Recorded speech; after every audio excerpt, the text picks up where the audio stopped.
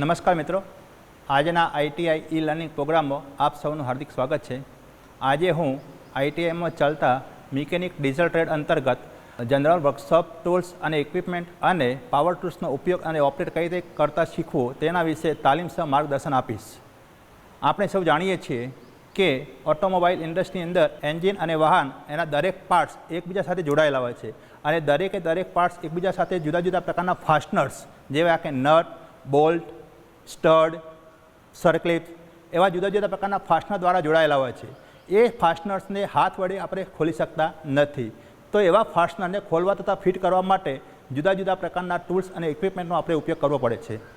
તો આજે આપણે આ પ્રેક્ટિકલ દરમિયાન જુદા જુદા પ્રકારના ટૂલ્સ અને ઇક્વિપમેન્ટનો આપણે કઈ રીતે ઉપયોગ કરવો એના વિશે આપણે માર્ગદર્શન મેળવીશું।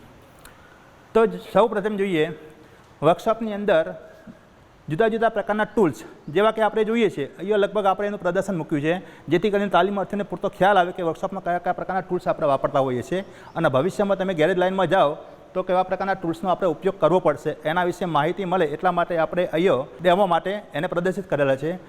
તો મિત્રો, આજે હું વર્કશોપની અંદર વપરાતા ટૂલ્સ અને ઇક્વિપમેન્ટ અને પાવર ટૂલ્સનો ઉપયોગ કઈ રીતે કરવો તેના વિશે શીખવીશ। તો મિત્રો જોઈએ, આપણે જુદા જુદા ટૂલ્સ અને ઇક્વિપમેન્ટમાં સૌથી પ્રથમ આપણે રિંગ સ્પેનર। તો રિંગ સ્પેનરનો સેટ આવે છે, એની અંદર 12 પાના આવે છે, 12 સ્પેનર હોય છે, 12 નંગ। એમાં 6, 7, 8, 9, 10, 11, 12, 13, 14, 15, 16, 17, 18, 22, 21, 23, 24, 27, 25, 28, 30, 32 જે રીતે દાખલા તરીકે આપણે જોઈશું કે રિંગ પાનાનો ઉપયોગ કઈ જગ્યાએ થશે અને ફિક્સ પાનાનો ઉપયોગ કઈ રીતે થશે। તો એ રીતે ફિક્સ પાના હોય છે, આ રિંગ્સ પાના હોય છે, રિંગ સ્પેનર છે, આ છે ફિક્સ સ્પેનર।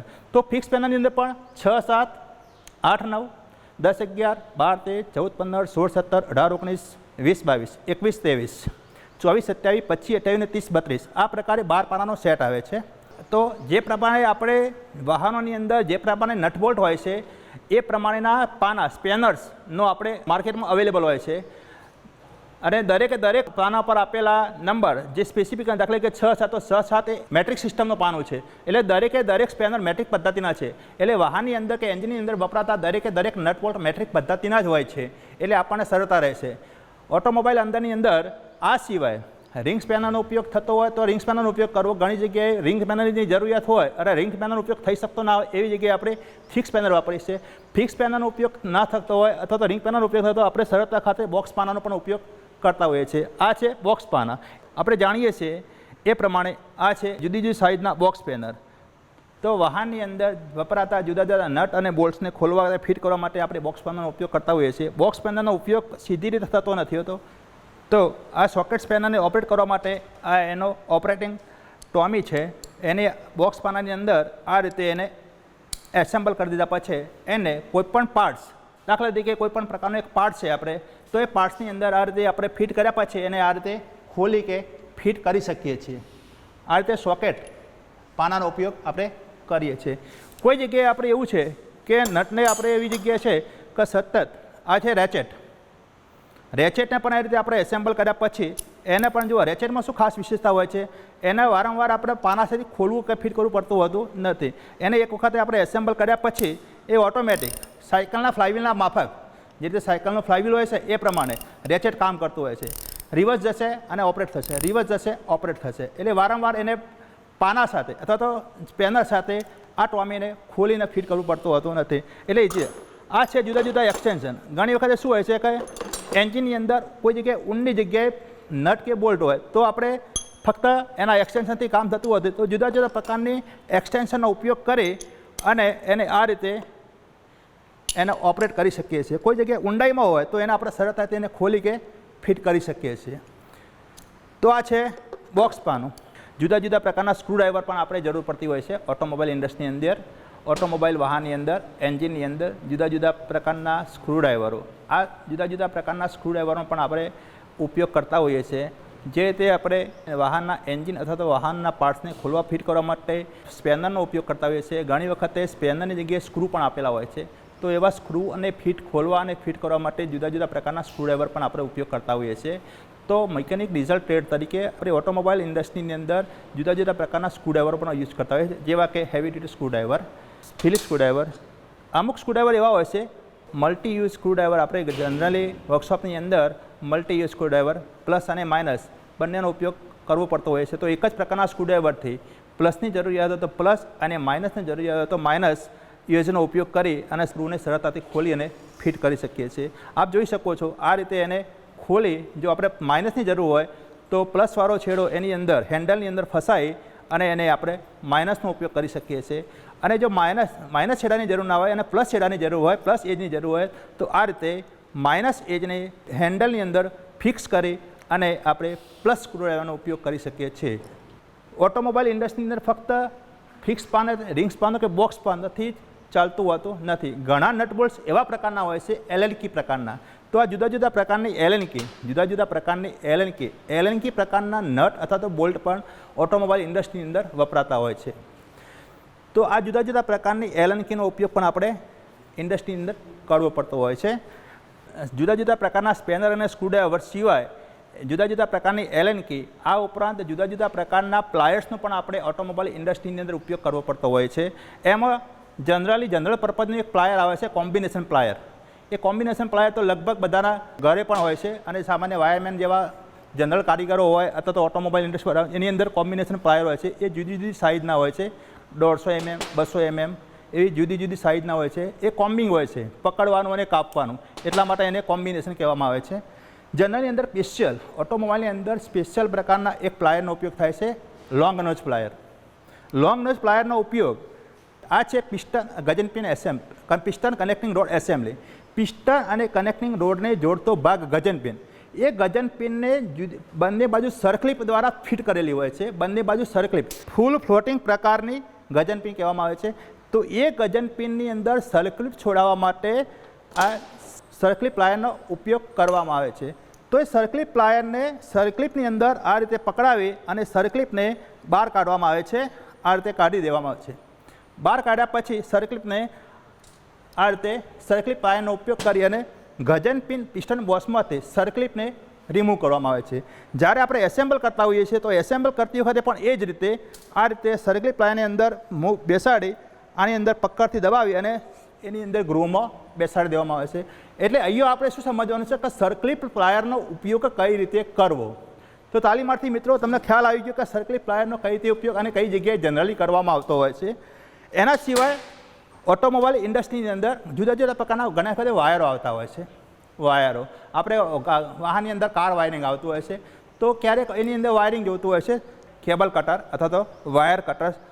બરાબર, એની અંદર આ રીતે વાયરને કટ કરવો હોય તો સરળતાથી વાયરને કોમ્બિનેશન પ્લાયરથી પણ એનો કાપી શકાય છે. પણ એનો પ્રોપર ટૂલ્સ હોય છે. એના આમ કર્યા સિવાય એના કરતાં વાયર કટરનો જ ઉપયોગ કરી અને પ્રોપર વાયરને જે પ્રમાણે કાપવો હોય કટ કરવો હોય એ પ્રમાણે સરળતાથી એને વાયર કટ કરી શકાય છે. એના ઉપરનું ઇન્સ્યુલેશન દૂર કરવું હોય તો પણ એ આ રીતે સરળતાથી ઇન્સ્યુલેશન પણ દૂર કરી શકાય છે. આ છે પાઇપ કટર. કોઈપણ પ્રકારની પાઇપ હોય જરૂરિયાત પ્રમાણે એને કાપવી પડે.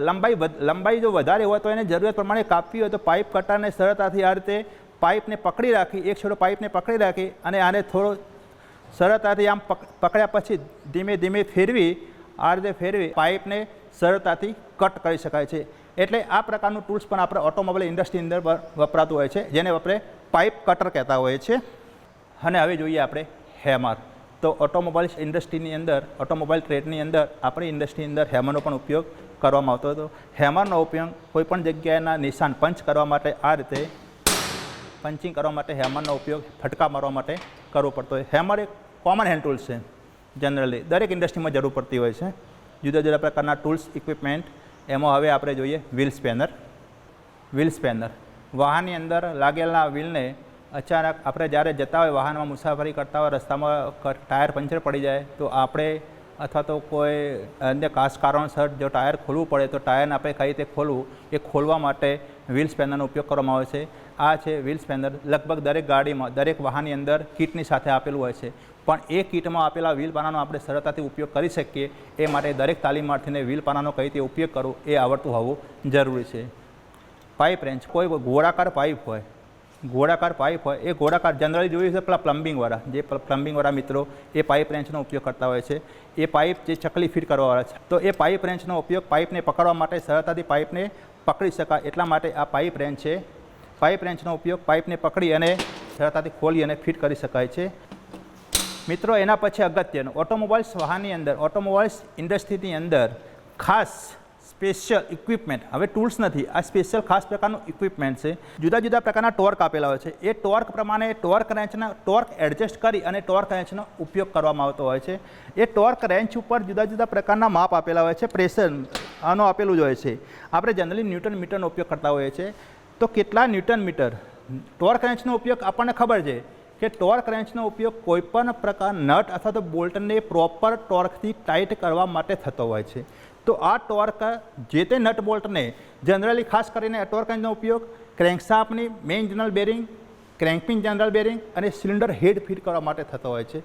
એ દરેકના ટોર્ક નિશ્ચિત હોય છે. એવું નહીં કે ભાઈ ગમે તે ટોર્કથી નટ બોલ્ટ ટાઈટ કરાય. તો એ પ્રોપર ટોર્કથી દરેક નટ બોલ્ટ પ્રોપર ટોર્કથી ફિટ થાય એ માટે જુદા જુદા પ્રકારની ટોર્ક રેન્ચનો ઉપયોગ કરવામાં આવતો હોય છે.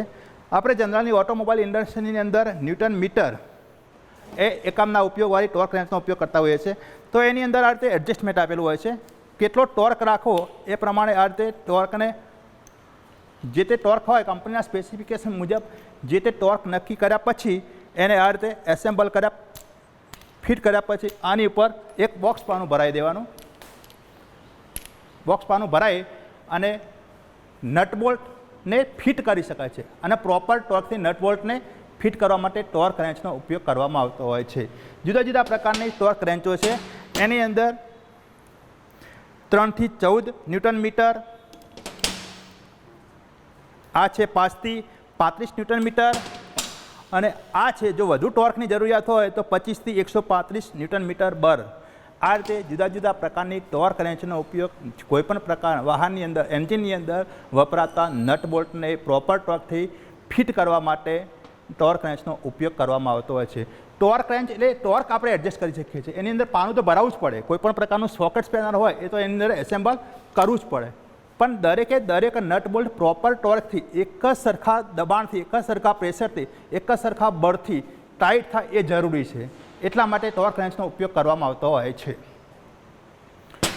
મિત્રો આ છે ન્યુમેટિક રેચેટ. આપણે જોઈશું આની અંદર કોઈપણ પ્રકારનું સોકેટ સ્પેનર્સ હોય એની અંદર આપણે એસેમ્બલ કરી દે. આ એક એવું ડિવાઇસ છે પાવર ટૂલ્સ. અહીંયા આપણે શું કરીશું, એરની પાઇપ આપી દેવાની, પછી એર કંટ્રોલિંગ, અહીંથી આપણે એર કંટ્રોલિંગ આપી દઈશું. એને ઓપરેટિંગ સિસ્ટમ ખોલવું હોય તો ખોલવા માટેનું અહીંયા આપેલું છે ઓપરેટિંગ સિસ્ટમ. જો તમારે ખોલવું હોય તો ખોલવાનું અને બંધ કરવું હોય તો બંધ, ફિટ કરવું હોય તો ફિટ કરવાનું. ખાલી આપણે તો શું કરવાનું છે, ખાલી અહીંથી એરનો ફ્લો જ આપવાનો હોય છે. અહીંથી એરનો ફ્લો આપીશું એટલે એર દ્વારા જ કોઈપણ પ્રકારની નટ બોલ્ટ એર રેચેટ દ્વારા ફિટ કરી શકાય છે.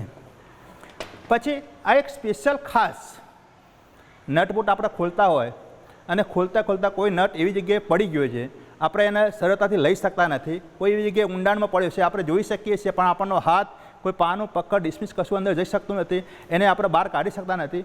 તો એક આ સ્પેશિયલ પ્રકારનું મેગ્નેટિક ડિવાઇસ છે. એને આપણે દાખલા તરીકે કોઈ નટ બોલ્ટ આની અંદર પડી ગયો છે તો આ રીતે શું કરીશું, આપણે એને ઓપરેટ કરી તો સરળતાથી શું થઈ જાય, એને આપણે ગમે તેવી અગવડવાળી અથવા તો ઓકવર્ડ જગ્યામાં હશે તો એને આપણે સરળતાથી પકડી અને બહાર કાઢી શકીશું. એટલે આ સ્પેશિયલ મેગ્નેટિક ડિવાઇસ છે. તો મિત્રો જુદા જુદા પ્રકારના આપણે પાવર ટૂલ્સ અને હેન્ડ ટૂલ્સ એના વિશે જનરલ માહિતી આપણે જોઈ. ઉપયોગ કઈ રીતે કરવો, તો તાલીમાર્થી મિત્રો આપણે હમણાં જોયું કે જુદા જુદા પ્રકારના સ્ક્રૂડ્રાઈવર, તો ઘણી વખતે વાહનની અંદર પ્લસ અથવા તો ફિલિપ્સ પ્રકારના સ્ક્રૂ આપેલા હોય છે.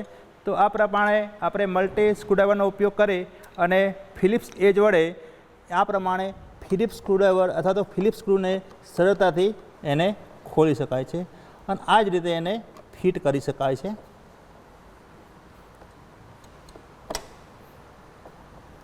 આ જુદા જુદા પ્રકારના ફાસ્ટનર કહેવાય. સ્ક્રૂ છે, નટ છે, બોલ્ટ છે. ઘણી વખતે માઇનસવાળો સ્ક્રૂ હોય, જેવા માઇનસ સ્ક્રૂડ્રાઈવરની જરૂરિયાત હોય તો આપણે શું કરીશું, સ્ક્રૂડ્રાઈવરની અંદર એ હેન્ડલ જે પ્લસવાળો છે એ હેન્ડલની અંદર ફસાયા પછી માઇનસ સ્ક્રૂડ્રાઈવર વડે આ રીતે કોઈપણ ક્લિપ હોય એને ખોલી શકીશું. માઇનસ એજ વડે આ રીતે ખોલી અને આ વડે આ રીતે એને ટાઈટ ફિટ કરી શકાતું હોય છે. ઘણી વખતે શું હોય છે સ્ક્રૂડ્રાઈવરથી બરાબર ટાઈટ ના થાય તો એના પર પાછું પાનાથી અથવા તો રિંગ પાનાથી અથવા તો ફિક્સ પાનાથી પણ એને ટાઈટ ફિટ કરી શકાય છે. આ રીતે જો નટ કે બોલ્ટ હોય તો રિંગ પાનું છે. જો સરળતાથી આપણે જનરલ રિંગ પાનાનો વધુ ઉપયોગ કરીએ, કારણ કે જો પૂરેપૂરું એની શું થશે, રિંગ પાનું એ પૂરેપૂરા બોલ્ટ કે નટ ઉપર પ્રોપર બેસી જાય છે, એટલે એને સરકી જવાનો ડર ઓછો રહેતો હોય છે. એટલે રિંગ પાનાનો ઉપયોગ આપણે જનરલી વધારે કરતા હોઈએ છીએ. ફિક્સ પાનું આપણે એવી જગ્યાએ વાપરીએ છીએ કે જો રિંગ પાનું આપણે વાપરી શકતા ના હોય. આ છે ફિક્સ પાનું. તો અહીંયા આપણે રિંગ પાનાનો ઉપયોગ ના કરી શકીએ, કારણ કે અહીંયા પાઇપ નટ છે, તો આપણે ફરજિયાત અહીંયા ફિક્સ પાનાનો જ ઉપયોગ કરવો પડશે. તો આવા પ્રકારના કોઈપણ પ્રકારના નટ અથવા તો બોલ્ટ હશે તો એને આપણે ખોલવા ફિટ કરવા માટે આ રીતે ફિક્સ પાનાનો જ ઉપયોગ કરવો પડશે. આ રીતે નટ અથવા તો બોલ્ટને ખોલ્યા પછી ફિટ કરી શકાય છે. જે પ્રકારનો નટ અથવા તો બોલ્ટ હશે એ પ્રમાણેનું આપણા જોડે પાનું અવેલેબલ હશે, અને એવા જ પ્રકારના નટ બોલ્ટ આપણે વાહનોમાં વાપરતા હોઈએ છીએ જે પ્રકારના પાના આપણા જોડે હોય છે. લગભગ બધા મેટ્રિક સિસ્ટમના નટ અને બોલ્ટ હોય છે, અને પાના પણ એ સાઇઝમાં આપણા જોડે અવેલેબલ હોય છે. આ જુદા જુદા પ્રકારના ટૂલ્સ છે જે ઓટોમોબાઈલ્સ વાહનની અંદર, ઓટોમોબાઈલ ઇન્ડસ્ટ્રીની અંદર આપણે ઉપયોગ કરતા હોઈએ છીએ. મિત્રો, આ સિવાય આપણે જ્યારે વાહન ચલાવતા હોઈએ તો વાહનમાં ટાયર લાગે, તો ટાયરને ડ્રમ સાથે અથવા તો વ્હીલ સાથે જોડવા માટે જુદા જુદા પ્રકારના ખોલવા, જ્યારે વાહન દાખલા તરીકે રસ્તામાં પંચર પડી ગયું તો એને ખોલવું પડે. તો ખોલવા માટે આ રીતે પાનું હોય, પાનાને આ રીતે આમ ફટકો મારી આમ ખોલવું પડતું હોય છે. તો આ રીતે આપણે એને ખોલ્યા, લૂઝ કર્યા પછી એની અંદર જેકઅપ કરવાનું. આ રીતે જેક લગાવ્યા પછી વાહનને છે ઊંચું કરી દેવાનું. ઊંચું કર્યા પછી દરેક નટ હોય એ લૂઝ કરી હોય નટને રિમૂવ કરી ટાયરને બહાર કાઢવામાં આવે છે. આ છે વ્હીલ પાનાનો ઉપયોગ. જ્યારે ટાયર પંચર થઈ ગયો હતો તો ટાયરનું જે બી મેન્ટેનન્સ હતું એ મેન્ટેનન્સ કર્યા પછી ફરીથી ટાયરને આપણે એસેમ્બલ કરીએ છીએ. તો એ રીતે વાહનને પહેલાં જેકઅપ કરીશું, ટાયરને ડ્રમ સાથે લગાવીશું, દરેક નટ બોલ્ટને ફિટ કરીશું, અને બાદમાં વાહનને જેક પરથી નીચે ઉતાર્યા પછી એને નક્કી કરેલા બળ વડે એક ધારા બળથી આ રીતે નટ બોલ્ટને ટાઈટ કરી દેતા હોય છે. તો આ છે વ્હીલ પાનું. તો વ્હીલ પાનું અથવા તો વ્હીલ સ્પેનરનો કઈ રીતે ઉપયોગ કરવો એના વિશે આપણે સમજ્યા. તાલીમાર્થી મિત્રો, આપણે જોયું જુદા જુદા પ્રકારના ટૂલ્સ અને ઇક્વિપમેન્ટ, એનો આપણે વાહનની અંદર નટ બોલ્ટ ખોલવા માટે ઉપયોગ કરવા માટે કઈ રીતે ઉપયોગ કરવો એ જોયું. પરંતુ હવે ઓટોમોબાઈલ ઇન્ડસ્ટ્રી પણ ડેવલપ થઈ રહી છે. એની અંદર સ્માર્ટ કામ, દરેકે દરેક કામ હવે સ્માર્ટ થઈ ગયું. એની અંદર નટ બોલ્ટ ખોલવા માટે હવે બળનો ઉપયોગ આપણે કરવો પડતો હોતો નથી. દરેકે દરેક દાખલા કે નટ બોલ્ટ ખોલવી હોય તો આપણને શું છે કે આ સિસ્ટમ આપેલી છે. આપણા વર્કશોપની અંદર એક એરની પાઇપ આવતી હોય, એ એરની પાઇપની અંદર એર કનેક્શન હશે. આ એર કંટ્રોલિંગ છે ન્યુમેટિક. ઘણી વખતે ઇલેક્ટ્રિકલ કંટ્રોલ હોય અને એર કંટ્રોલ હોય. આ છે એર કંટ્રોલિંગવાળું સિસ્ટમ. અહીંયા સુધી એર આવતી છે આપણા વર્કશોપની અંદર. તો અહીંનું આપણે એર પાઇપનું પ્રેશર, એર પાઇપ આપણે શું આપી દીધું છે, એર ન્યુમેટિક ગનની અંદર આપી દીધી છે. ન્યુમેટિક ગનની અંદર આ રીતે આપણે એને ઓપરેટ કરીશું એટલે શું થશે, એ ઓપરેટ થશે. બસ આપણે તો ખાલી ઓપરેટ જ કરવાનું છે, ખાલી એરનો ફ્લો જ આપવાનો છે. જો એને ફિટ કરવું હોય તો ફિટ થશે, અને ખોલવું હોય તો ખોલી શકાય. એ બંને બાજુનું ઓપરેટ થશે. ખોલવું હોય તો ખોલી શકાશે, અને ફિટ કરવું હોય તો ફિટ કરી શકાય છે. તો આપણે જોઈએ, આ એક કોઈ પ્રકારની નટ છે, તો એ નટને આપણે આ રીતે ખોલવી હોય તો બોક્સ પાનું હોય, બોક્સ પાનાની અંદર આની અંદર ફસાઈ દેવાનું. આપણે કશું જ કરવાનું નથી. આપણે તો ખાલી જે એર સિસ્ટમ અથવા તો એર પ્રેશર આવે છે એને કંટ્રોલ જ કરવાનો છે. બસ આ રીતે ખુલી ગયો. જો આને ફિટ કરવો છે પહેલાં આપણે શું કરવું પડતું, આના પર પાનું લેવું પડે, પાના પર આપણે બર લગાડવું પડે. અહીંયા એવું જ નહીં. જે પ્રોપર ટોર્કથી, જેટલી બી ટોર્ક હશે એટલા ટોર્કથી એ નટ બોલ્ટ ટાઈટ થઈ જતો હોય છે. જો આપણે એને એસેમ્બલ કરવું છે, ફિટ કરવું છે, તો બોક્સ પાનું આની સાથે લાગેલું છે, એ બોક્સ પાનાને આની અંદર ફિટ કરી દીધા હોય. ખાલી ઓપરેશન સિસ્ટમ બદલી દેવાનું.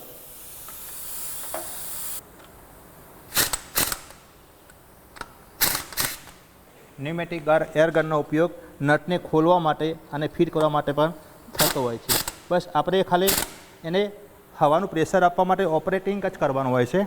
તો આ રીતે આપણે ન્યુમેટિક એર ગનનો ઉપયોગ પાવર ટૂલ્સ તરીકે કરતા હોઈએ છીએ.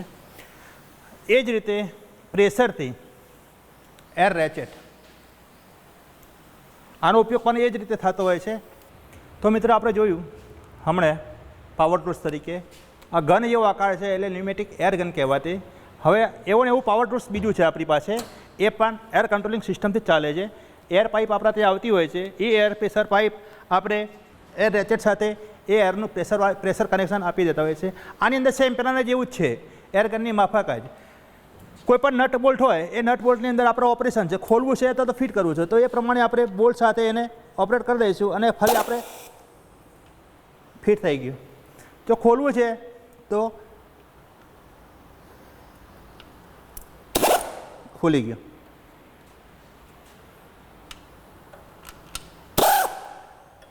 એટલે આ છે ન્યુમેટિક એર ગન, આ છે એર રેચેટ.